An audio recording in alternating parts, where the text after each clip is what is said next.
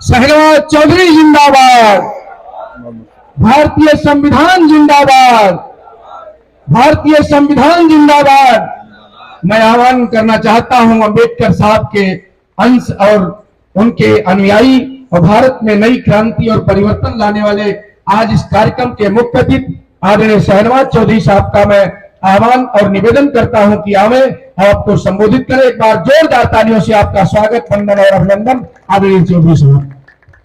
कितना समय है आप जितना बहुत बहुत शुक्रिया, धन्यवाद।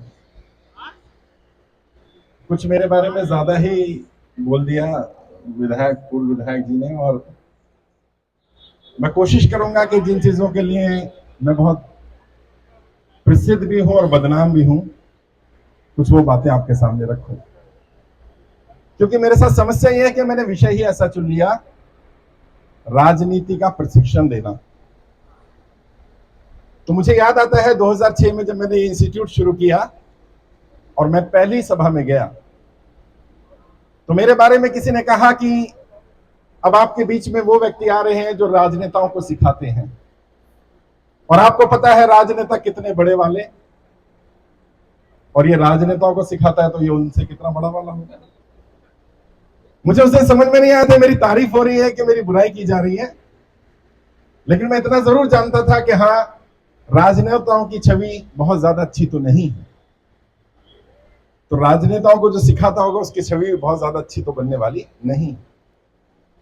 फिर भी मैंने कोशिश की अपनी तरफ से एक परिवर्तन करने की, एक प्रयास करने की, और आज 13 वर्षों में जो भी थोड़ा सा सम्मान, ख्याति, नाम, शोहरत, इज्जत मिल पाई, उसका सबसे बड़ा कारण यही है कि मैंने अपने स्तर पर दावे के साथ ये बात कह सकता हूं, कोई भी ऐसा राजनेता तैयार नहीं किया, राजनेता को कोई ऐसा काम नहीं सिखाया जो देश को बांटने का काम करता हो।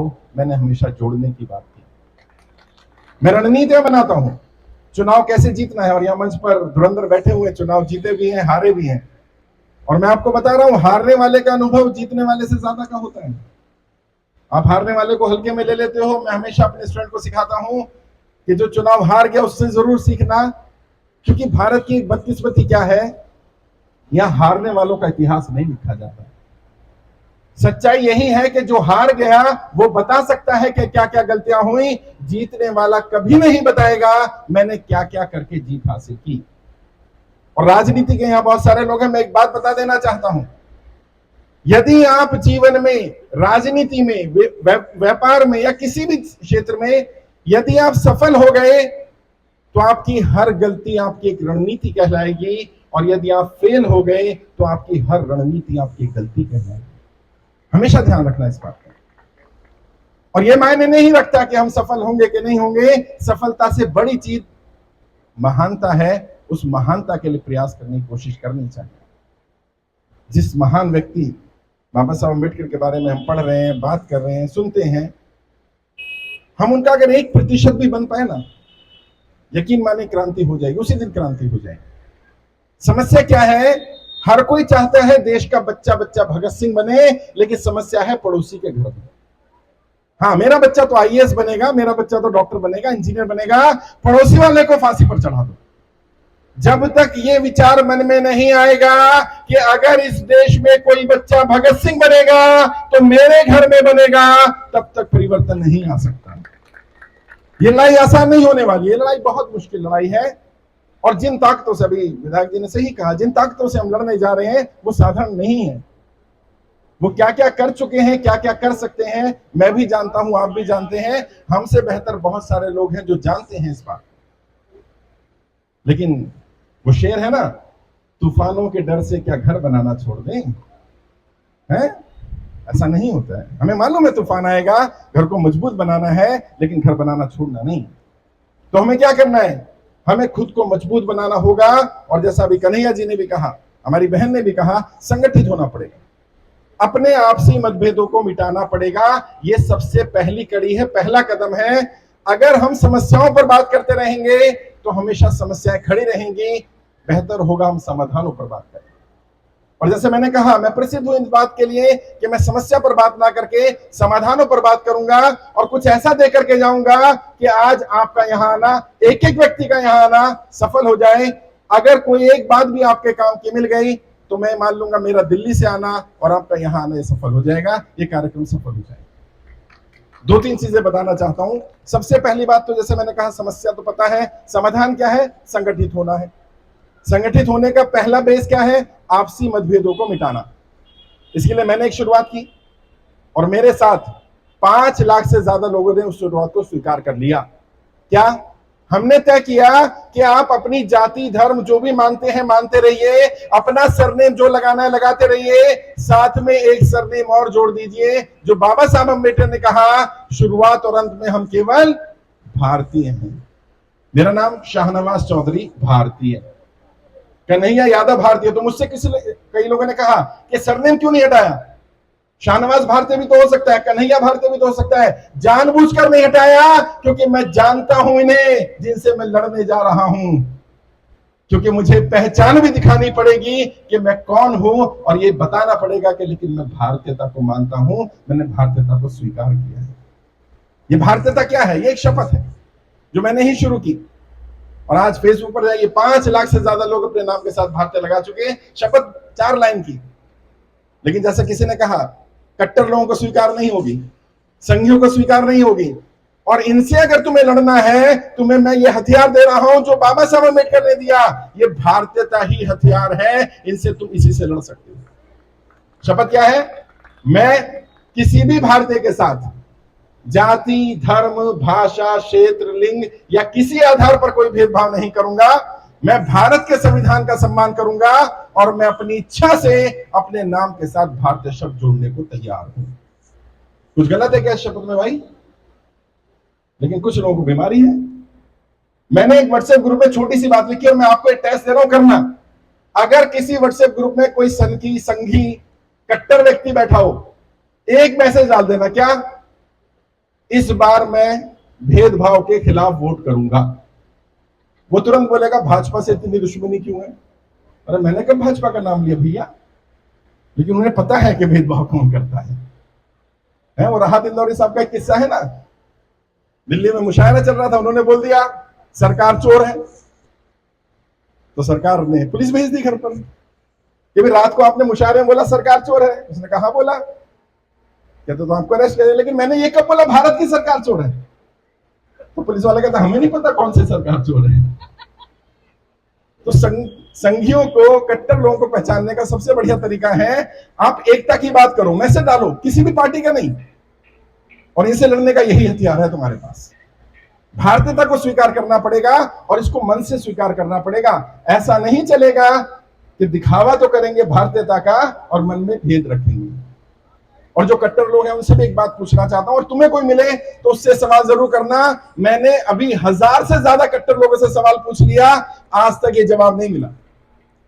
जो जाति के नाम पर कट्टर हैं, जो धर्म के नाम पर कट्टर हैं, उनसे एक ही सवाल पूछता हूं, अच्छा एक बात बताओ, तुम्हें अपनी जाति का गर्व है, अपने धर्म का गर्व है, तुम कट्टर हो, इस धर्म जाति में तुम्हारा जन्म हुआ, इसमें तुम्हारा क्या योगदान है? कहते हैं इसमें मेरा तो कोई योगदान नहीं। मैंने अच्छा मान लो तुम्हारा जन्म किसी दूसरी जाति या दूसरे धर्म में हो जाता, तो क्या तब भी तुम अपने वर्तमान धर्म जाति के लिए कट्टर होते? कहते नहीं, तब तो मैं उस वाली के लिए होता। हाँ, कट्टर नहीं है, ये पाखंडी है। हाँ, किसी भी व्यक्ति को जो तुम्हें कहे मैं कट्टर हिंदू हूं, जो कहे मैं कट्टर मुसलमान हूं, समझ लेना वो पाखंडी है। क्यों? क्योंकि धार्मिक होने की पहली शर्त सेकुलर होना है। या तो आप धार्मिक हो सकते हैं या आप सेकुलर हो सकते हैं, मतलब कट्टर हो सकते हैं, धार्मिक हो सकते हैं। अगर आप कहें मैं कट्टर भी हूं और धार्मिक भी हूं, तो इसका मतलब आप पाखंडी हैं। कट्टर व्यक्ति कभी धार्मिक नहीं होता और धार्मिक व्यक्ति कभी कट्टर नहीं हो सकता। धर्म तो कट्टरता को मारने का काम करता है। जो कट्टरता रहने दे वो धर्म कहां रहा, वो तो पाखंड हो गया, वो तो दुकानदारी होगी। यादव साहब ने सही कहा, दुकानदारियां चल रही हैं अलग अलग नाम से। मैं किसी धर्म जाति की बात नहीं करता, मैं एकता की बात करता हूं, तोड़ने वालों के खिलाफ बोलता हूं, और बोलना पड़ेगा साहब। अभी जब उद्घाटन हो रहा था मैंने बोला क्या कीमत चुकानी पड़ेगी, ये साहब समझ लेना सब लोग। आज जो दौर चल रहा है कीमत चुकानी पड़ेगी, चुप रहने की भी चुकानी पड़ेगी और बोलने की भी चुकानी पड़ेगी। तय कर लो कौन सी कीमत चुकानी है। अंतर क्या है दोनों में वो बता देता हूं। अगर आज आप चुप रहे इस दौर में, बोले नहीं, तो आपको भी कीमत चुकानी पड़ेगी और आपकी आने वाली पीढ़ी को भी कीमत चुकानी पड़ेगी। बोले तो हो सकता है सिर्फ आपको कीमत चुकानी पड़े, और अगर हम सब बोल पड़े एक साथ तो फिर किसी को कीमत नहीं चुकानी पड़ेगी। सच्चाई क्या है? हम बोलना नहीं चाहते। हमें लगता है मेरा क्या, जो शिवखेड़ा साहब ने एक बड़ी बढ़िया बात बोली थी, अगर आपके पड़ोसी पर अत्याचार हो रहा है और आज आप चुप बैठे हैं तो विश्वास करिए अगला नंबर आपका आएगा, और जब आप पर अत्याचार हो रहा होगा तो फिर आपका दूसरा पड़ोसी चुप बैठा रहेगा और अगला नंबर उसका आने वाला है। बात करके बोलिए, बोलना पड़ेगा, गलत को गलत, सही को सही कहना पड़ेगा। और यहां कई लोग बैठे हैं जो कहते हैं मैं राजनीति में रुचि नहीं लेता, कई है सोशल वर्कर है, समाजशास्त्री है। मैं आपको एक बात बता देना चाहता हूं, और आज के बाद ये बोलना बंद कर देंगे, सच है, इसलिए नहीं बोल रहा क्योंकि मैं पॉलिटिकल ट्रेनर हूं, मैं आपको सच्चाई बता रहा हूं। बहुत सारे लोग मुझे मिलते हैं, साहब मैं राजनीति में रुचि नहीं लेता, तो मैं उन्हें बता देना चाहता हूं, आप राजनीति में रुचि ले ना ले, राजनीति आप में पूरी पूरी रुचि लेती है। राजनीति आपकी जाति में रुचि लेती है, राजनीति आपके धर्म में रुचि लेती है। आप क्या खाएंगे, आपकी जगहों के नाम क्या होंगे, आपकी कमाई कितनी होगी, आपके खर्चे क्या होंगे, जब राजनीति सब कुछ तय करती है, आप वो राजनीति क्यों नहीं तय करना चाहते? और राजनीति से बचने का कोई विकल्प नहीं है साहब। और मैं इन सबको धन्यवाद कहूंगा कि इन्होंने राजनीति को चुना, जो राजनीति में है, चाहे किसी भी स्तर पर है, चाहे जिलाध्यक्ष है, जिला स्तर पर है, राष्ट्रीय स्तर पर है, प्रदेश पर है, विधायक है, नहीं है, राजनीति को चुना। क्यों? क्योंकि आचार्य चाणक्य, जिन्हें मैं अपना गुरु मानता हूं और हम सबके गुरु हैं, आचार्य चाणक्य कहते हैं राजनीति में आपके पास केवल दो ही विकल्प हैं, या तो आप राजनीति का हिस्सा होते हैं या आप राजनीति के शिकार होते हैं। दो ही विकल्प है साहब आपके पास, और शिकार होने से बेहतर है हिस्सा बन जाओ, किसी भी स्तर पे बन जाओ, हिस्सा बनो। मुझे कई लोग कहते हैं साहब मैं तो निचले स्तर पे करो, कोई बात नहीं, ग्राम प्रधान स्तर पे करो, राजनीति में पार्टिसिपेट करो, क्योंकि राजनीति में अगर रुचि नहीं लोगे तो तुमसे कम काबिल लोग तुम पर राज करने लगेंगे। आचार्य चाणक्य कहते हैं किसी समाज को बर्बाद करने में सबसे बड़ा योगदान उस समाज के पढ़े लिखे युवा बुद्धिजीवी वर्ग का होता है, वो वर्ग जो ये कहता है मुझे राजनीति से नफरत है, और ऐसा कहकर वो अपने से कम काबिल लोगों को अपने ऊपर राज करने का एक अवसर दे देता है। राजनीति से नफरत करना छोड़ना पड़ेगा। राजनीति खराब नहीं है, कुछ राजनेता खराब हो सकते हैं, वरना अभी लोहिया साहब के बारे में बात की गई, ऐसे भी तो राजनेता हुए हैं, मान्यवर काशीराम जी जैसे भी तो नेता हुए हैं। आप उन्हीं को क्यों देखते हैं जो खराब हैं, आप अच्छों को क्यों नहीं देखते? और हमें क्यों नहीं दिखाया जाता कि अच्छे भी हैं? क्योंकि उन्हें पता है कि अगर अच्छे राजनेताओं को दिखा दिया और इन लोगों ने अच्छे राजनेताओं को अपना आदर्श मान लिया तो कल ये साधारण लोग सत्ता में चले जाएंगे। इसलिए तो जातिगत आरक्षण समाप्त करने की बात की जा रही है, इसलिए तो जातिगत जनगणना को सामने नहीं रखा जा रहा कि कहीं पता ना चल जाए कि तुम्हारी संख्या कितनी है। और मैं मानता हूं जो मान्यवर काशीराम जी ने कहा था, जिसकी जितनी संख्या भारी उसकी उतनी हिस्सेदारी होनी ही चाहिए, इसमें कोई बुराई नहीं। और बनना चाहते हो, अगर वाकई कुछ बनना चाहते हो तो अपने फील्ड के धुरंधर बनो, अपने फील्ड के शेर बनो। क्यों? क्योंकि अगर एक शेर लीडर को, ध्यान से समझना और आप भी समझना जो मंच पर बैठे, काम की बात बता रहा हूं, आप अपनी टीम को भी पहचान लोगे। अगर एक शेर लीडर को 100 कुत्तों की सेना भी दे दो तो ये 100 के 100 कुत्ते शेर की तरह लड़ेंगे, और गलती से कुत्ते लीडर को 100 शेरों की सेना भी दे दो तो 100 के 100 शेर कुत्ते की मौत मारे जाएंगे। समस्या कहां आ रही है? समस्या लीडरशिप में आ रही है। और मैं ये सभी पार्टी के नेताओं को बोलता हूं, अपने कार्यकर्ताओं को बुरा कहना बंद करो, अपने गिरेबान में झांक कर देखो, कहीं ऐसा तो नहीं लीड करने वाला ही, नाम नहीं ले रहा, समझ जाएंगे आप, कहीं ऐसा तो नहीं, फिर समस्या आ जाएगी। हम क्या करते हैं, ये खराब है वो खराब है, मेरे पास जाते हैं, सब पता है मेरी पार्टी खराब है, मेरा संगठन खराब है, मेरा महामंत्री खराब है, मेरा ये खराब है, मेरा वो खराब है, मेरा ये खराब है, मैं बहुत अच्छा हूं, वाह सारी दुनिया खराब है, तू ही अच्छा है। ऐसा नहीं होता है, खुद को देखना पड़ेगा। और हर किसी के लिए लागू होता है। अपने स्तर पर देखो कि आप अपने स्तर पर क्या कर रहे हो, और तुम्हें हमें जो गलत सिखाया गया उसे भी ठीक करके लेकर जाओ। हमें बोला गया अकेला चना भाड़ नहीं फोड़ सकता। सबसे बड़ा झूठ है ये, सबसे बड़ा। आज मैं आपको वो यकीन दिलाता हूं, आज के बाद नहीं बोलेंगे, और जो बोलेगा उसको करेक्ट करेंगे। और करना ये तुम्हारी जिम्मेदारी है, हम सबकी जिम्मेदारी है। जितने लोगों ने इतिहास रचा वो सब अकेले ही थे।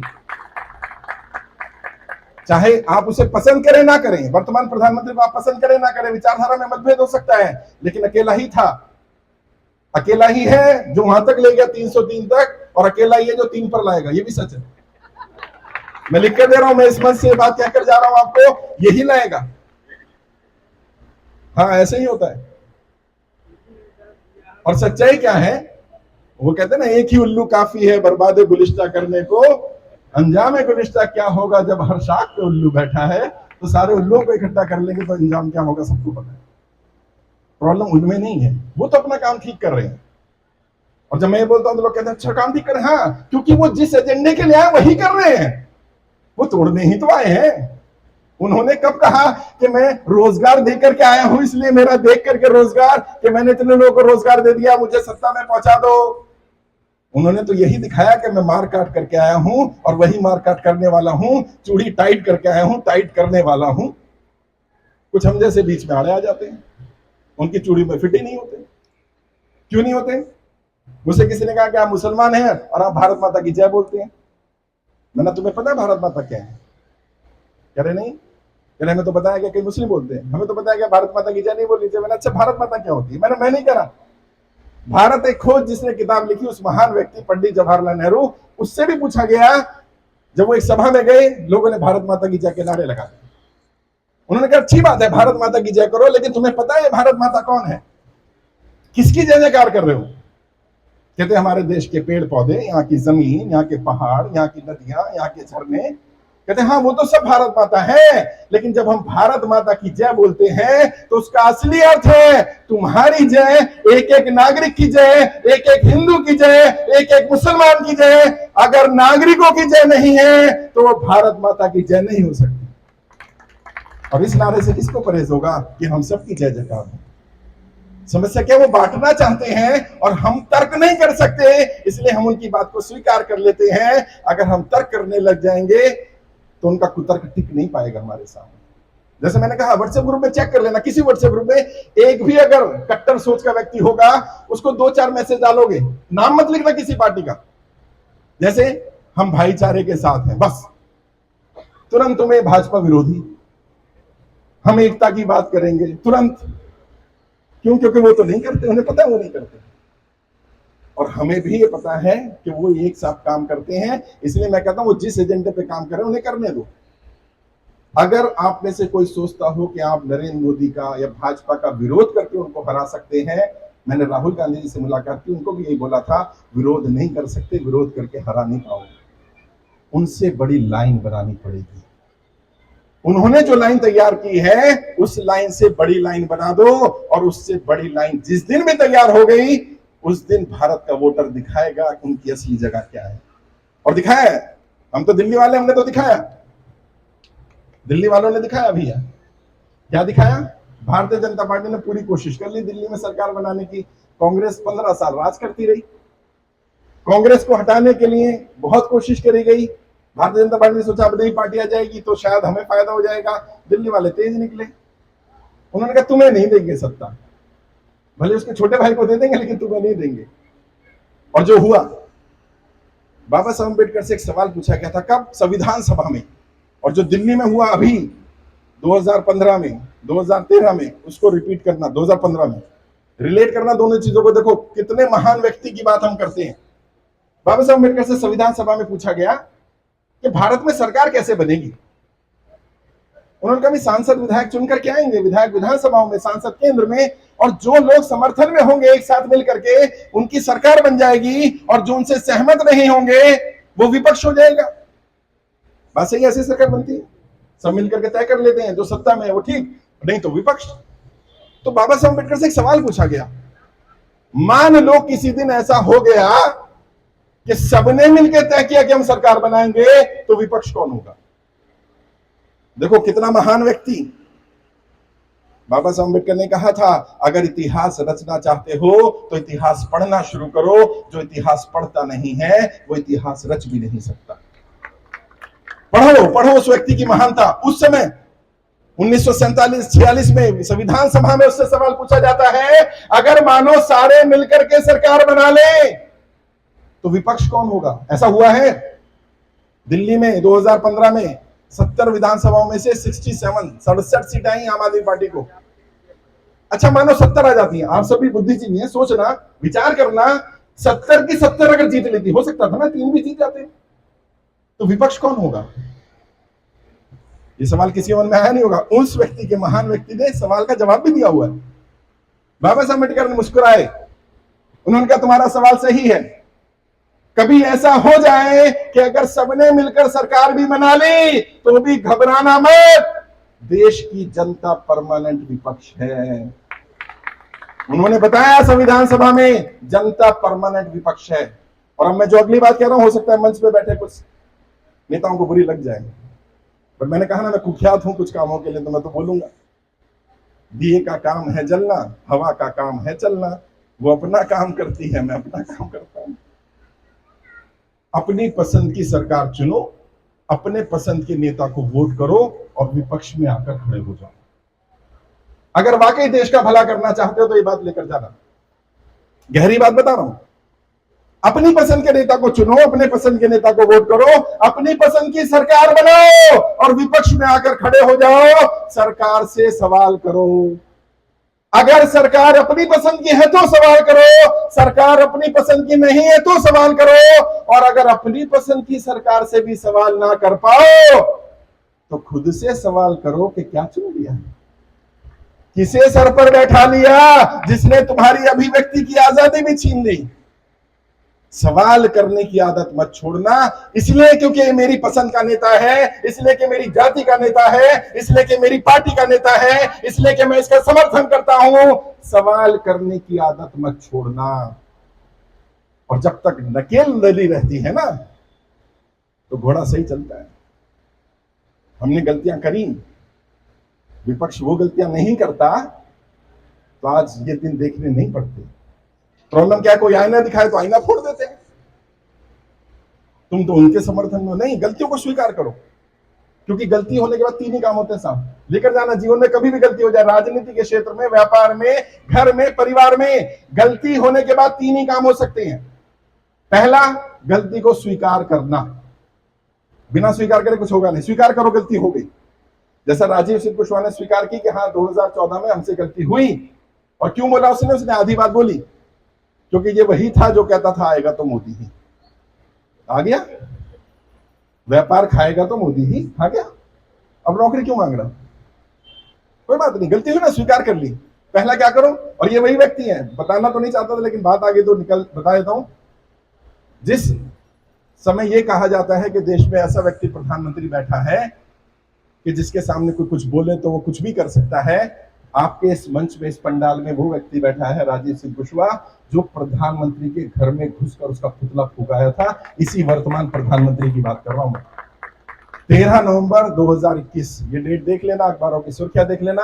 अपने 100 साथियों के साथ 7 रेस कोर्स उसमें घुस गया और प्रधानमंत्री का पुतला फूंक दिया, नरेंद्र मोदी का पुतला फूंक दिया।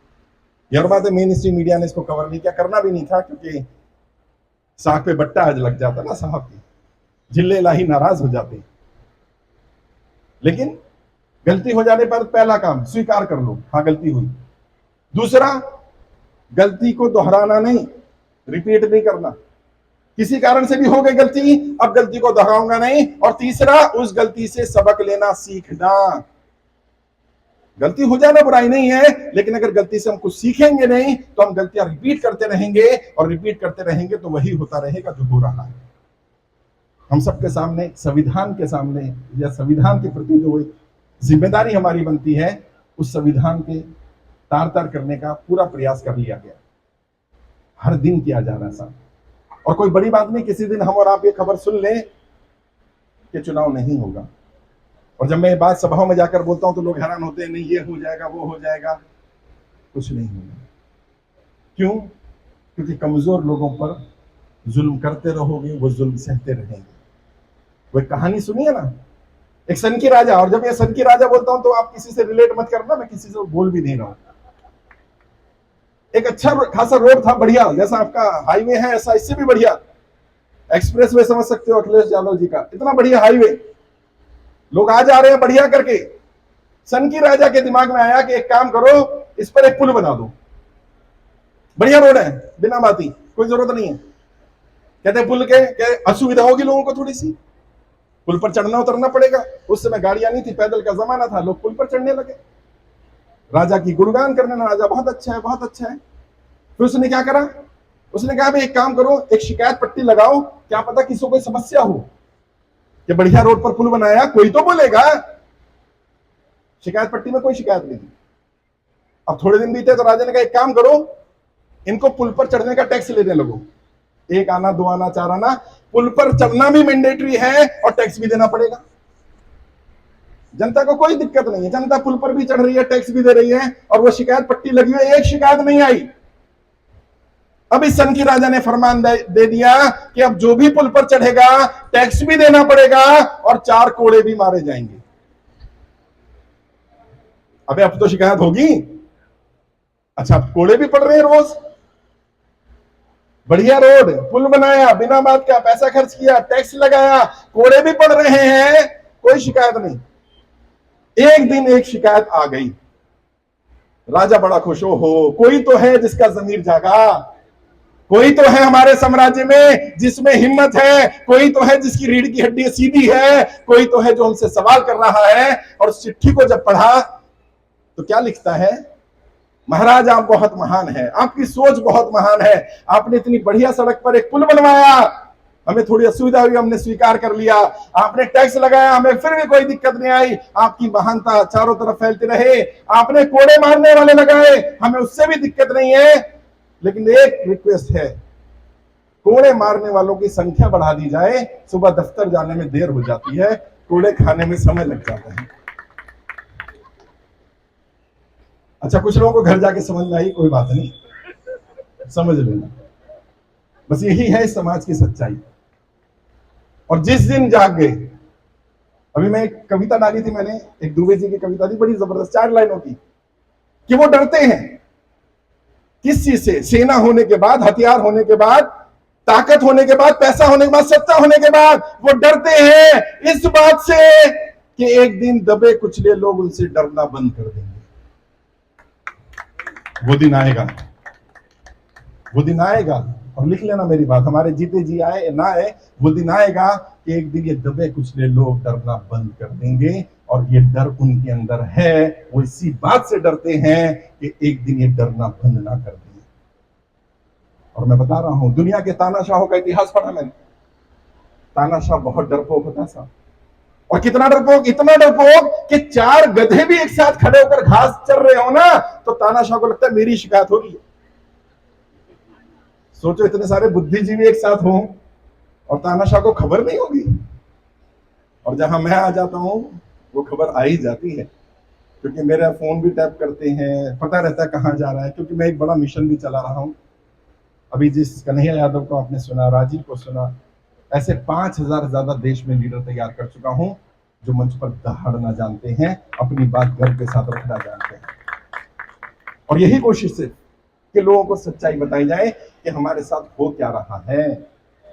और आप सबको भी ये बताना चाहता हूं, मैं सिखाने नहीं आया, मैं सिर्फ जो अनुभव है, जो अनुभव मैंने किया, और मैं इन राजनेताओं को बहुत करीब से जानता हूं, मैंने देखा है कि जो इतने सत्ता पर बैठे होते हैं, लगता है ताकतवर हैं, लगता है बड़े हैं, लगता है डरना चाहिए, अंदर से बहुत डरपोक हैं, खोखले हैं अंदर से।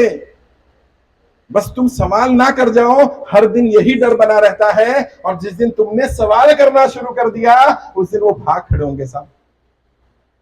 और सवाल करो, अपनी शिक्षा के सवाल करो, अपने रोजगार के सवाल करो, अपने व्यापार के सवाल करो। मैं देश में एक अभियान भी चला रहा हूं, कर्ज मुक्त भारत अभियान। देश में जो लोग नोटबंदी, जीएसटी, लॉकडाउन के कारण कर्जे की दलदल में फंसे, जिनका व्यापार तबाह कर दिया सरकार की गलत नीतियों के कारण, उन्हें बचाने की कोशिश है। सरकार के ही आंकड़े, पिछले 5 वर्ष में 50,000 से ज्यादा व्यापारियों ने कर्जे कारण आत्महत्या की है, और पिछले 1 वर्ष में ही लगभग 20,000 लोगों ने आत्महत्या कर ली। और दूसरी ओर गौतम अदानी जी का 12,770 करोड़ रुपए का लोन अंडर राइट कर दिया गया। और नई टर्म लाई अंडर राइट। आप में से बहुत सारे लोगों को नहीं पता अंडर राइट, राइट ऑफ तो पता है, अंडर राइट क्या होता है? अंडर राइट क्या कहता है? जब गौतम अदानी जी के पास पैसे होंगे तब वो दे देंगे, हमें उन पर भरोसा है। अच्छा, जनता पे भरोसा नहीं है। किसी का एक ईएमआई बाउंस हो जाए तो उसकी गाड़ी उठाकर ले जाएंगे, 3 ईएमआई बाउंस हो जाए तो घर सील कर देंगे। जनता पर भरोसा नहीं है, उस व्यक्ति पर भरोसा है। तो वैसे तो चलने वाला नहीं है। और इसीलिए जब जनता को अवेयर करना शुरू किया गया तो आज 3.5 लाख से ज्यादा लोग हमारे साथ जुड़े। अभी अयोध्या में भी मेरा कार्यक्रम था, वहां भी काफी लोग आए थे, 100 से ज्यादा लोगों से मुलाकात की। लोगों को समझाने की कोशिश कर रहा हूं, संवाद करिए। और मैंने पूछा था जब कार्यक्रम मुझे बोलने का मौका मिला कि कितना समय है, तो भाई ने कहा जितना आप बोलना चाहें, लेकिन समय की तो मर्यादा है। मैं 2-3 बातें जल्दी से बताकर अपनी बात खत्म करूंगा, क्योंकि मुझे दिल्ली भी निकलना है। और सुबह से निकले हम लोग, लखनऊ में कार्यक्रम किया, उसके बाद बाराबंकी में कार्यक्रम किया, उसके बाद अयोध्या में कार्यक्रम किया। अब आपके यहाँ हूँ, रात को निकल जाएंगे, फिर कार्यक्रम है, रोज यही चल रहा है। कल मुरादाबाद थे, मुरादाबाद में कार्यक्रम किया, बरेली में कार्यक्रम किया, उससे पहले मैं नागपुर होकर के आया, गुजरात होकर के आया, वेस्ट बंगाल होकर के आया। देश का कोई राज्य है, कोई यूनियन टेरिटरी, कोई लोकसभा ऐसी नहीं जहां मैं नहीं गया, जाने की कोशिश कर रहा हूं, समझा रहा हूं, लोगों को अवेयर कर रहा हूं। आप जो करना चाहे करिए, निर्णय आप लीजिए, बस अपने विवेक से निर्णय लीजिए। और राजनीति से दूर हटकर, राजनीति से भागकर कोई संभावना नहीं। जैसा कन्हैया भाई ने भी कहा, हमारी ज्यादातर समस्याओं की जड़ क्या है? समस्याओं की जड़ राजनीति है, और समाधान भी राजनीति से ही निकलेगा। बीमारी भी यही है और दवाई भी यही है। बस अंतर क्या है? अच्छी राजनीति और बुरी राजनीति। अच्छी राजनीति को स्वीकार कर लीजिए, जोड़ने वाली राजनीति को स्वीकार कर लीजिए, और तोड़ने वाली राजनीति को नकार दीजिए। देश अपने आप ही सुधर जाएगा। बस अपने स्तर पर तय करिए कि मैं ऐसे किसी भी व्यक्ति का, ऐसी किसी भी पार्टी का, ऐसे किसी भी संगठन का, ऐसे किसी भी नेता का साथ नहीं दूंगा जो समाज को तोड़ने का काम करेगा, चाहे वो मेरी जाति, मेरे धर्म का ही क्यों ना हो। मैं उन सबके खिलाफ हूं। और मैं, कई लोग हैं कट्टर, मैं कार्यक्रम में गया अभी कॉन्स्टिट्यूशन क्लब में 4-5 दिन पहले, वहां एक मुस्लिम स्कॉलर आए थे, भेदभाव की बात करने लगे। मैंने कहा मैं इसको इंडोर्स नहीं करता। चाहे आप मेरे धर्म के हो, मेरी जाति हो, मुझे फर्क नहीं पड़ता। अगर आप तोड़ने की बात करेंगे, मैं पहला व्यक्ति होऊंगा जो आपके खिलाफ खड़ा होऊंगा। और यही आप सब तय कर लो। हर व्यक्ति जो इस मजमे में बैठा है, ये तय कर ले कि अगर कोई व्यक्ति समाज को, देश को तोड़ने की बात करेगा, मैं पहला व्यक्ति होऊंगा जो उसके खिलाफ बोलूंगा। और देखिएगा उसकी हिम्मत नहीं होगी वो दोबारा तोड़ने की बात कर ले। उसे हिम्मत कौन देता है? उसे हिम्मत हम और आप देते हैं। कैसे देते हैं? चुप रह कर देते हैं। हमारी मूक सहमति होती है क्योंकि हम चुप हो जाते हैं। और जो लोग कहते हैं मैं तो बहुत न्यूट्रल हूं, निष्पक्ष हूं, उन्हें भी मेरी बात अब बुरी लगेगी। यह समय निष्पक्ष रहने का नहीं है, और निष्पक्ष लोग कायर कहलाते हैं। पक्ष लेना शुरू करो सच्चाई का, पक्ष लेना शुरू करो जो सही लोग हैं उनका। निष्पक्षता एक ऐसा कलंक है जो समाज को बांटती है। आप अपने डर को निष्पक्षता के चोले में छुपाते हो। है, मैं इधर थोड़ा सा भाजपा के भी फेवर में बोल दूं, थोड़ा समाजवादी भी बोल दूं, मैं बीच में आ जाऊं, मैं निष्पक्ष हो गया। अब मैं निष्पक्ष नहीं, दोगला हूं यार। ऐसे लोगों को दोगला कहा जाता है। अपना पक्ष क्लियर रखो। और अगर कोई तुम्हें कहे कि तुम निष्पक्ष नहीं हो, तुम पक्षपात करते हो, स्वीकार कर लेना, क्योंकि दबे कुछ लोग की आवाज उठाना।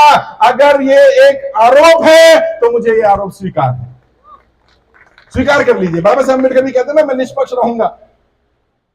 तो कुछ नहीं हो पाता साहब। उन्होंने पक्ष लिया, सच्चाई का पक्ष लिया उन्होंने।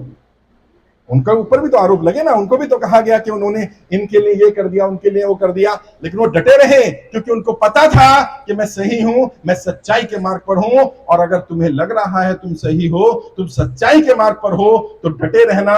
जैसा मैंने कहा, इतिहास अकेले ही रचते हैं। वो कहते हैं ना, एक चना भाड़ नहीं फोड़ सकता, चने की बोरी भी भाड़ नहीं फोड़ सकती। भाड़ अगर देखा हो, भाड़ क्या है? जिसमें चने भूने जाते हैं, बोरी भी नहीं फोड़ पाती। तो इतिहास कौन रचेगा? इकलौता रचेगा। एक से शुरुआत होगी। बदलाव की शुरुआत किससे होगी? एक से होगी। और जब शुरुआत एक से होनी है तो वो एक मैं क्यों नहीं हो सकता? ले जाओ, झंडा उठाकर अकेले निकल पड़ो अपनी विचारधारा का। अगर तुम सच्चाई के मार्ग पर हो, कौन रोक रहा है तुम्हें? रोज सुबह निकल जाओ। और जिन्हें आज 303 सीटें देखते हुए सदन में देखते हो, उन्होंने ऐसे ही एक एक से ही काम किया था। वो भी इंतजार करते रहते इतने सारे होंगे तब हम काम करेंगे, तो वो यहां नहीं पहुंचते। हम क्या इंतजार करते हैं? मेरे साथ कुछ हो ना जाए। कितने दिन का जीवन, कितने दिन का? 50 साल, 60 साल, 100 साल, क्या फर्क पड़ता है? 10-20 साल कम जी लिए तो। लेकिन कम से कम जब तक जियोगे लोग याद तो रखेंगे कि कोई दिलेर था, कोई ऐसा व्यक्ति था जो हक बात करता था, कोई ऐसा व्यक्ति था जिसे सच बोलना आता था। कौन कहता है सच बात शर्म? मैं कहता हूं मुझे सजा होनी चाहिए। और देश का सौदा यहीं पे होता है। ये जो संसद भवन है ना, इसमें आग लगा देनी चाहिए।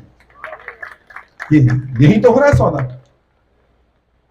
संविधान के नाम पर संविधान की धज्जियां उड़ाई जा रही हैं और हम चुपचाप बैठे हैं। क्यों? क्योंकि जिल्ले इलाही को पसंद नहीं कोई और बीच में आ जाए। ऐसा तो नहीं चलेगा, बोलना पड़ेगा, कीमत चुकानी पड़ेगी, लड़ना पड़ेगा, कुछ जाने शायद कुर्बान करनी पड़ेंगी भाई। और मेरे अभी कार्यक्रम हुआ जंतर मंतर में, मेरे पिताजी गए थे, तो उनसे पत्रकारों ने पूछ लिया कि आपका बेटा तो बड़ा आग उगलता है, रोकते नहीं आप? कहते 2 और हैं। कोई बात नहीं, ये कहने के लिए भी बाप का जिगरा चाहिए साहब कि 2 और हैं। स्वीकार करिए इस बात को कि कुछ लोगों को जाना पड़ेगा, समाज की जिम्मेदारी कुछ लोगों को उठानी पड़ेगी और उन्हें खुल के बोलना पड़ेगा। कोई गलत कहे तो गलत कहे, बुरा कहे तो बुरा कहे। इस डर से कि लोग मुझे बुरा कहेंगे, इस डर से कि लोग शायद मुझे स्वीकार ना करें, इस डर से कि मेरे साथ कुछ हो ना जाए, कब तक चुप बैठे रहेंगे भाई? देश लुटे और मैं चुप बैठूं, ऐसा तो मैं गद्दार नहीं, ऐसे तो हम गद्दार नहीं है यार। देश को बेचा जा रहा है, देश की बेटियों के साथ क्या हो रहा है जंतर मंतर पर, और हम चुप बैठे हैं। हमने राय तक नहीं दी अपनी। यहाँ कई लोग हैं मजमे में, नाम नहीं लूंगा, उन्होंने वो पोस्ट शेयर तक नहीं करी जो साक्षी मलिक ने डाली थी, क्योंकि डर लग रहा था कहीं ऐसा ना हो ईडी वाले घर आ जाए। डर लग रहा था कहीं पुलिस उठाकर ना ले जाए, क्योंकि एक पोस्ट शेयर करने से पुलिस ले जाती है। अगर 1 करोड़ लोग शेयर कर देते तो इनके थाने चौकियां कम पड़ जाती और उस दिन ही न्याय मिल जाता शायद। लेकिन हमारी बेटी थोड़ी बैठी है, साक्षी मलिक मेरी बेटी थोड़ी है, मेरी बहन थोड़ी है। जब उसके साथ होगा तो कर लेंगे, बोल लेंगे। बोलने लायक ही नहीं रहेंगे भाई, छोड़ा नहीं जाएगा अपने को। आवाज उठाओ। मैंने जितने भी अभी तक आंदोलन हुए देश में, आजादी से पहले और आजादी के बाद, सभी आंदोलनों को पढ़ा, और तभी मैं नए पॉलिटिशियंस को, पुरानों को सिखा पाता हूं, बता पाता हूं क्या गलतियां हुई, क्या सही रहा। आपको बता रहा हूं, जो आंदोलनकारी हैं, आंदोलन क्यों फेल होते हैं और आंदोलन क्यों सफल होते हैं। जिन आंदोलनों में निजी स्वार्थ नहीं होता वो आंदोलन सफल हो जाते हैं, और जो आंदोलन निजी स्वार्थ के लिए किए जाते हैं अक्सर वो फेल हो जाते हैं। अपने लिए मत लड़ो। जंतर मंतर जाओ, रोज आ रहे हैं, भाई साहब मुझे ये नहीं मिल रहा, मुझे पेंशन नहीं मिल रही, मुझे ये नहीं मिल रहा। अरे तू अपनी आवाज उठा रहा है, कल जो यहां बैठा था तूने उसकी आवाज नहीं उठाई, आज वो तेरे लिए नहीं आया। सब अपनी अपनी आवाज उठाते रहो, कोई किसी के लिए नहीं आएगा। तो क्या करो, अपना भी आंदोलन करो और दूसरों की भी आवाज उठाओ। भाई साक्षी मेरी बेटी तो नहीं है, लेकिन मैं मानता हूं कि मेरे घर की, मेरे परिवार की है, और बेटी के साथ अन्याय हो रहा है, अत्याचार हो रहा है, मैं हर मत से उसकी आवाज उठा रहा हूं। क्यों?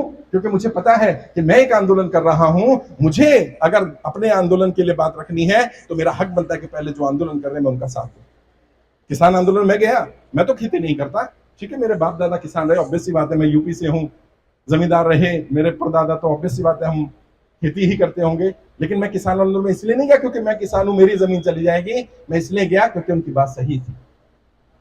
सही बात के साथ खड़े होना पड़ेगा, चाहे तुम्हारे अपने घर का व्यक्ति, अपने परिवार का व्यक्ति ही अन्याय अत्याचार कर रहा हो, उसके खिलाफ खड़े हो जाना इतिहास में नाम दफन हो जाएगा साहब। इतिहास रच देंगे आप।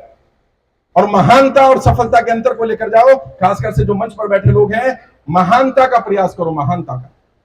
सफलता से बड़ी चीज महानता होती है, और महान बनने के लिए सफल होना भी जरूरी नहीं है। और जब मैं बोलता हूं लोग कहते हैं साहब अभी तो कह रहे थे महानता सफलता से बड़ी चीज है, अभी कह रहे हो महान बनने के लिए सफल होना भी जरूरी है। हाँ, क्योंकि उससे भी बड़ी है। सफलता का मार्ग अलग है, महानता का अलग है। महानता के लिए प्रयास करो, हो सकता है सफल हो जाओ, लेकिन अगर सफल नहीं भी हो पाए तो यकीन मानना इतिहास तुम्हें महान बनाएगा।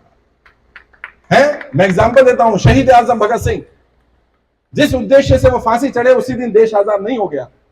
उनसे पूछा गया आप फांसी चढ़ जाओगे देश आजाद नहीं होगा, अंग्रेजों को फर्क नहीं पड़ेगा। उन्होंने कहा मुझे मालूम है कि मेरी फांसी से अंग्रेजों को फर्क नहीं पड़ेगा, और मुझे मालूम है मेरे मरने के बाद भी देश आजाद होने वाला नहीं है, लेकिन एक दिन देश जरूर आजाद होगा। और तब कुछ लोग कहेंगे कि एक युवा था जिसने अपनी फांसी स्वीकार की लेकिन गुलामी स्वीकार नहीं की। और कितनी उम्र, 23 साल। लोग कहते हैं इतिहास रचने के लिए ज्यादा उम्र चाहिए, ज्यादा उम्र नहीं चाहिए, कलेजा चाहिए, जिगरा चाहिए साहब। यहाँ है 70-80 साल के लोग नहीं रच पाए इतिहास, और कोई आएगा 17, 18, 20 साल का युवा युवती आएगी और वो इतिहास रच जाएगी। नेताजी सुभाष चंद्र बोस जिस लड़ाई को लड़ रहे थे उसमें पूरी तरह सफल नहीं हो पाए, अलग अलग कारणों से, लेकिन उनकी महानता में कोई कमी नहीं है। हम सब जानते हैं नेताजी सुभाष चंद्र बोस महान थे, उनकी महानता में रत्ती भर कमी नहीं है। क्यों? क्योंकि उन्होंने लड़ाई लड़ी तो सही। चंद्रगुप्त को आचार्य चाणक्य तैयार कर रहे हैं, ट्रेन कर रहे हैं। चंद्रगुप्त को बोल रहे हैं चंद्रगुप्त युद्ध के लिए तैयार रहो। चंद्रगुप्त कहते हैं गुरुदेव हम युद्ध लड़ने जा रहे हैं, सब कुछ निछावर कर दिया, ऐसा भी तो हो सकता है हम फेल हो जाएं, ऐसा भी तो हो सकता है हम ना जीत पाए, ऐसा भी तो हो सकता है धनानंद हमें हरा दे। गुरुदेव कहते हैं हाँ चंद्रगुप्त ये तो है, क्योंकि युद्ध के दो ही परिणाम निकलेंगे, या तो विजय होगी या पराजय होगी। कहते गुरुदेव तो फिर सब कुछ दांव पर लगा दिया, अपना पैसा, अपनी जवानी, अपना घर, अपना प्यार, और हम फेल हो गए। तो गुरुदेव कहते हैं चंद्र बिल्कुल सही बात है, हो सकता है तुम सब कुछ दांव पर लगा दो और तुम सफल ना हो पाओ, फिर भी तुमसे ये संतोष कौन छीनेगा कि तुमने कुछ अलग हटके करने का प्रयास तो किया, कुछ ऐसा तो किया। जिस दौर में लोग डर रहे थे, जिस दौर में लोग बोलने से कतराते थे, उस दौर में आप बोल रहे थे। कुछ तो अलग करो यार। और इसके लिए कोई रिस्क नहीं है, सिर्फ अंदर डर है, उस डर को मार दो। डर को मार दोगे तुम बड़े हो जाओगे।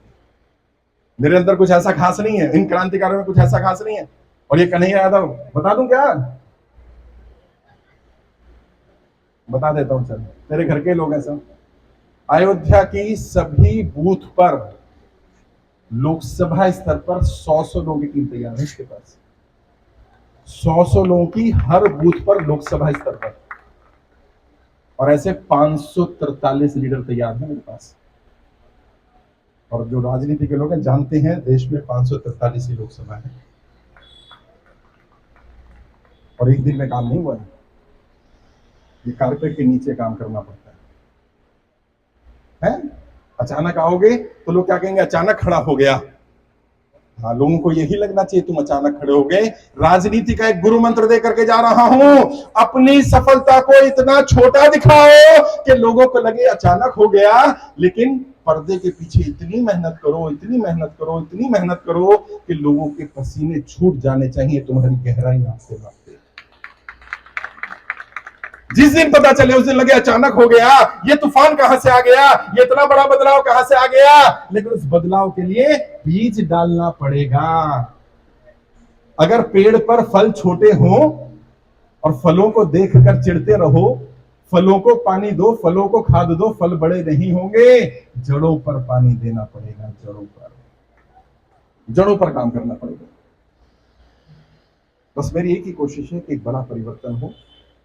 वो लोग जो दबे कुचले हैं, जो मार्जिनलाइज हैं, जिन्हें रखा गया मार्जिन पर, और कितने मार्जिन पर रखा गया। अभी किसी ने टैक्स की बात की थी, मैं आंकड़ों के साथ बात करता हूं, इसलिए मुझसे डिबेट नहीं करते। मैं रिपब्लिक भारत पर वैसे जाता नहीं, एक दिन चला गया आर भारत पर।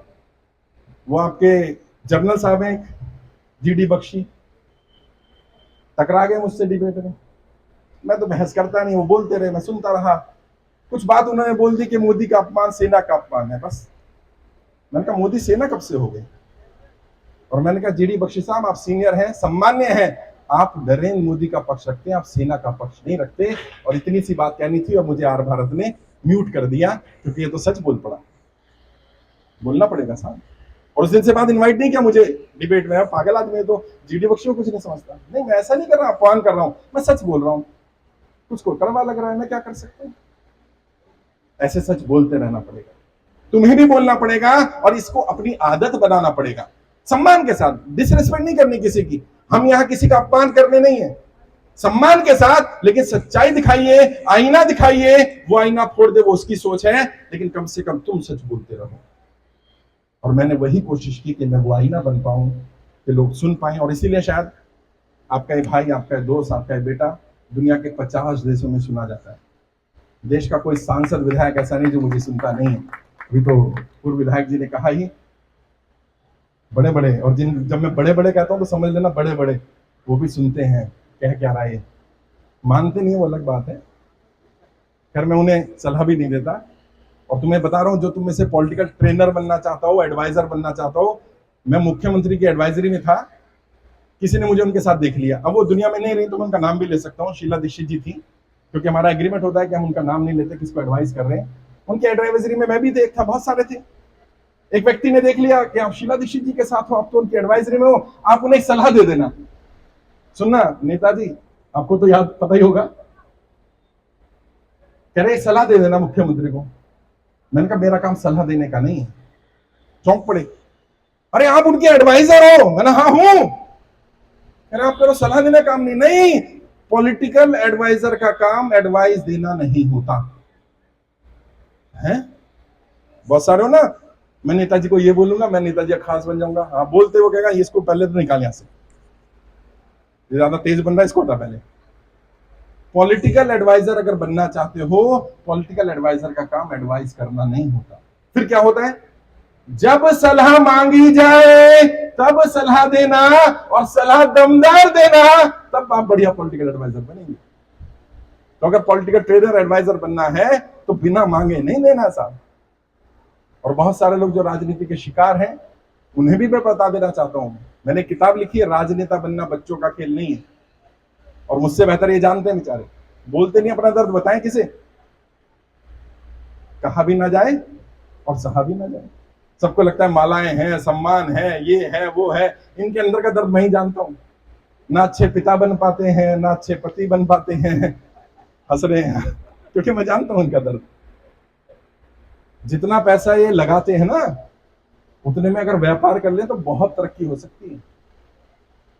उससे ज्यादा पैसा खर्च कर देते हैं, हमें लगता है पैसा कमा रहे हैं। सच्चाई यही है कि उनका दर्द को जानता नहीं। इसलिए मैंने किताब लिखी इन सब पर, राजनेता बनना बच्चों का खेल नहीं है। और उसमें पहले पेज पर लिखा क्या, आप डॉक्टर बनिए, इंजीनियर बनिए, पायलट बनिए, टीचर बनिए, राजनेता मत बनिए। अपना घर फूंक कर तमाशा देखने का क्षेत्र है राजनीति। अगर अपना घर फूंक कर तमाशा देखना नहीं आता तो इन्हें यहां रहने दो, तुम वहीं बैठो, क्योंकि उन्होंने घर फूका हुआ है। और एक बार नहीं, कितनी बार फूका हुआ है। मैं करीब से जानता हूं ना, मैं इनका दर्द जानता हूं। और हर पार्टी का, मैं किसी एक पार्टी की बात नहीं कर रहा, सभी पार्टियों के नेताओं का। इसलिए राजनेताओं का सम्मान करो। हाँ, अगर तुम्हें राजनेता पसंद नहीं तो क्या करो, मैंने आगे लिखा उस किताब में, राजनेता और राजनीति को गाली मत दो। अगर हिम्मत है तो इन्हें बदलो, वरना चुपचाप स्वीकार करो। अगर हिम्मत है तो बदल दो, हिम्मत है अगर तुम में तो उनके जैसा संघर्ष करो। और उसमें अलग अलग चैप्टर लिखे, राजनेता का पारिवारिक जीवन। एक सांसद की पत्नी आई, नाम नहीं ले सकता क्योंकि वर्तमान में भी सांसद हैं। उन्होंने बताया कि जिस दिन पहले बच्चे की डिलीवरी थी उस दिन भी मेरे हस्बैंड मेरे साथ नहीं थे, क्योंकि उनकी मीटिंग थी, वो हॉस्पिटल में नहीं आ पाए थे। और ये हर राजनेता की कहानी है। जब इनका दर्द सुनोगे तो समझ में आएगा तुम्हें। इसलिए राजनेताओं का सम्मान करना शुरू करो। जो समाज अपने प्रतिनिधियों का, अपने राजनेताओं का सम्मान नहीं करता, जो राजनीति को बुरी निगाह से देखता है, उसको अच्छे राजनेता नहीं मिलेंगे। कहते ना, चोरों पर ठगी राज करते हैं भाई। तो अगर राजा ठग है तो एक निगाह जरा अपने ऊपर भी डालनी पड़ेगी, कहीं हम चोर तो नहीं है। हाँ, क्योंकि इब्राहिम ने करने का, मैं नहीं करा। जब राजशाही थी तब क्या था, तब मां के पेट से राजा पैदा होता था। तो कहावत क्या बनी, जैसा राजा वैसी प्रजा। राजतंत्र में था। अच्छा, लोकशाही में क्या हो गया, राजा मां के पेट से पैदा नहीं होगा, जनता में से आएगा। तो कहावत बदल गई, क्या, जैसी जनता वैसा राजा, वैसा नेता। अब्राहम लिंकन कहते हैं, जनता को नेता वैसे ही मिलते हैं जैसी जनता होती है। You get the politician you deserve. जैसे राजनेता आप डिजर्व करते हैं वैसे ही मिलेंगे। अगर आप चाहते हैं बेहतर मिले तो पहले जनता को बेहतर बनना पड़ेगा। 500 रुपए लेकर वोट दोगे और फिर विधायक जी से कहोगे विधायक जी काम कर दो, तो विधायक कहेंगे बेटे काम उसी दिन कर दिया था, 500 रुपए दिए थे तेरे को, दोबारा मत आइए। अच्छा 500 कम बोलते कहीं कह रहे हाँ ग्राम प्रधान भी 5-5 हजार बांट रहा है। और मुझे समझ नहीं आता, मैं तो रणनीति बनाता हूं, ये इलेक्शन कमीशन कहां सोया रहता है। मैंने एक वीडियो बनाई, बड़ी वायरल हो गई, टाइटल पता क्या था, भारत में बिना भ्रष्टाचार करे कोई चुनाव नहीं जीत सकता। कई लोग भड़क गए, ऐसा कैसे, एक विधायक जी आया कहना नहीं मैंने कोई भ्रष्टाचार नहीं किया। मैंने कहा आपने कितना खर्चा दिखाया इलेक्शन में, कह रहे वो तो दिख जाएगा। मैंने करा कितना, कह रहे अपनी जेब का तो नहीं करा। मैंने अपनी जेब का क्या होता है, पैसा लगा कि नहीं लगा, बस्ते बांटे थे कि नहीं बांटे थे, बस्ते में सामान गया था कि नहीं गया था। मैंने कैलकुलेट कर लेना, चुनाव वाले दिन जो पोलिंग स्टेशन पे लड़के बैठते हैं उनका खर्चा कितना होता है, कैलकुलेट कर लेना, पता चल जाएगा ये झूठे के सच है। जब हमने व्यवस्था ऐसी बना दी कि 5 करोड़ रुपए में तो टिकट लेके आओगे, फिर 20 करोड़ रुपए में चुनाव लड़ोगे। और कम बता रहा हूं मैं, अभी कर्नाटका में गया, नाम नहीं लूंगा पार्टी का, 25-30 करोड़ रुपए एक एक उम्मीदवार ने खर्च किए साहब। और मैं खुले मन से बोलता हूं, इलेक्शन कमीशन को चैलेंज करता हूं कि इलेक्शन कमीशन मुझ पर एक्शन ले, मैं सबूत दे सकता हूं। बात नहीं करते, क्यों, उनकी पार्टी के भी तो इन्वॉल्व है। समस्या क्या आती है, दोनों इन्वॉल्व है। ये पैसा से सत्ता, सत्ता से पैसा, ये समस्या आ गई। और जब तक ये सत्ता से पैसा, पैसे सत्ता सा खेल चलता रहेगा, साधारण लोग चुनाव हारते रहेंगे, आम लोग चुनाव हारेंगे साहब, ये ध्यान रखना। अगर आम लोगों को चुनाव जीतना है तो पहले सत्ता से पैसा, पैसे सत्ता का खेल समाप्त होना चाहिए। और उसमें जनता की भागीदारी ज्यादा है। जिसके यहाँ चकाचौंध होगी, जिसके यहाँ बिरयानी मिलेगी, बढ़िया खाना मिलेगा, उसकी रैली में चले जाओगे तो कहेगा ज्यादा खाना बांटो। कर्नाटक में ऐसे हुआ, एक मोहल्ले में कहते हैं बिना बिरयानी देख के यहाँ मीटिंग नहीं होती, और बिरयानी सबकी खाते हैं, वोट किसी को भी दे देंगे। एक ग्राम प्रधान का एग्जांपल दे रहा हूं साहब, और मेरे पास रिकॉर्डिंग है उसकी। उसने कहा साहब हमारे यहाँ क्या होता है, आपके यहाँ क्या होता है मुझे नहीं पता, यूपी का ही है। कहता है 10 उम्मीदवार खड़े मानो, तो सबसे पैसा लिया जाता है 5-5 हजार रुपए पर वोट। और जितने उम्मीदवार पैसा देते हैं उतने ही असली उम्मीदवार कहलाते हैं। जो पैसा नहीं देता वो तो उम्मीदवार ही नहीं है। अब मानो 4 ने पैसा दिया तो उम्मीदवार कितने रह गए, 4 में से एक को चुन लेंगे। जब जनता ऐसी होगी तो फिर आप राजनीति को कैसे सुधारोगे भाई। दोनों तरफ काम करना पड़ेगा, जनता में भी काम करना पड़ेगा और नेताओं में भी काम करना पड़ेगा। नेताओं में सुधार भी करो और जनता को भी सुधारो, अपने अधिकारों के प्रति जागरूक बनो। हो सकता है कुछ लोगों को मेरी बात बुरी लगे, लेकिन मेरा काम सच बोलना है। मैं सच बोलूंगा, बोलता रहूंगा जब तक आपकी ताकत, ये आवाज है, ये प्यार, ये प्रेम मिल रहा है। आज 1.5 मिलियन से ज्यादा लोग फेसबुक पर फॉलो करते हैं, 3.5 लाख से ज्यादा लोग यूट्यूब पे फॉलो करते हैं। दुनिया के 50 देशों में सुना जाता हूँ, इन्हीं तेवरों के लिए जाना जाता हूँ। बहुत कुछ और भी बताना था राजनीति के बारे में, कुछ और विषय भी थे जिन पर मेरे को अपनी बात रखनी थी, लेकिन क्योंकि जैसे मैंने कहा मुझे दिल्ली निकलना है और मैं चाहता हूं कि कभी और कोई ऐसा कार्यक्रम हो पॉलिटिकल अयोध्या में, जैसे कन्हैया भाई प्लान कर रहे हैं कि सभी बूथ अध्यक्ष जो मैंने बताया कि हमारे लोकसभा स्तर पर 2000 ज्यादा लोग हैं, उनको किसी दिन बुलाएं, उनके एक पूरे दिन का कार्यक्रम हो, तो आप में से भी कुछ लोगों को बुलाया जाए और सवाल जवाब भी हो, 2-वे कम्युनिकेशन। मैंने समस्याओं पर भी बात करने की कोशिश की, समाधानों पर भी बात करने की कोशिश की।